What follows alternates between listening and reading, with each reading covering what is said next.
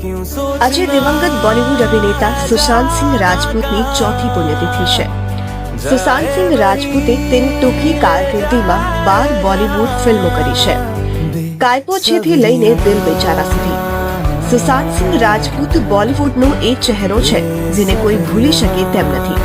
સુશાંતે પોતાના અભિનયથી બધાનું દિલ એટલું જીતી લીધું કે જ્યારે તેણે આ દુનિયા છોડી ત્યારે બધાની આંખો ભીની થઈ ગઈ।